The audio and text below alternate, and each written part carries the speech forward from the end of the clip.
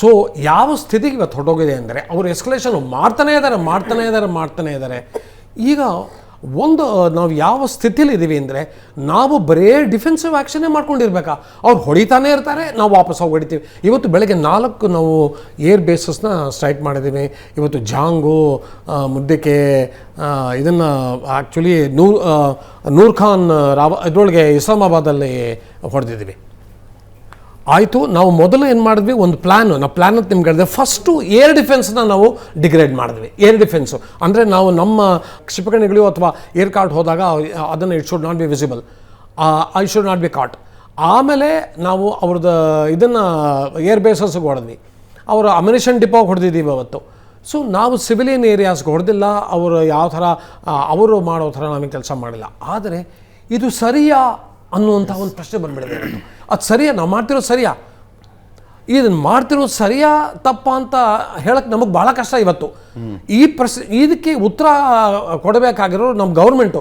ಅವ್ರು ಹೇಳಬೇಕು, ಸಾಕು ಈಗ ಬರೇ ಮೆಷರ್ಡ್ ರೆಸ್ಪಾನ್ಸ್ ಬೇಡ, ಅಂದರೆ ನೀವು ಹೊಡಿರಿ ನಾವು ಅದಕ್ಕೆ ಸರಿಯಾಗಿ ಹೊಡಿತೀವಿ ಅನ್ನೋ ರೆಸ್ಪಾನ್ಸ್ ಬೇಡ.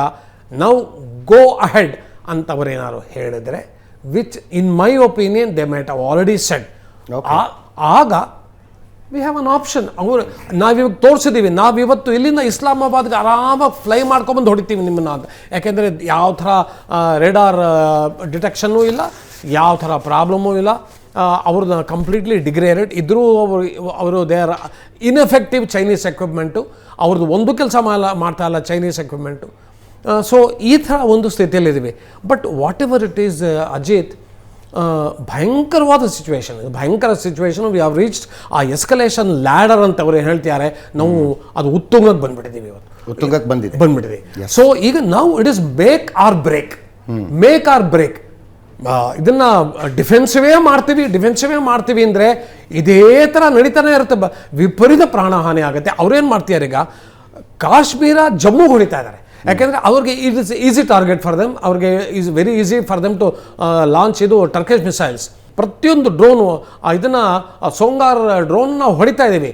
ಒಂದೊಂದು ಸೋಂಗಾರ್ ಡ್ರೋನ್ ನಿಮ್ಗೆ ಆಶ್ಚರ್ಯ ಆಗ್ಬೋದು, ಅದರ ಹತ್ರ ಗ್ರೆನೇಡ್ ಡ್ರಮ್ ಇದೆ, ಗ್ರೆನೇಡ್ ಲಾಂಚರ್ ಡ್ರಮ್ ಇದೆ. 6 ಗ್ರೆನೇಡ್ ಲಾಂಚ್ ಮಾಡುತ್ತೆ ಒಂದೊಂದು.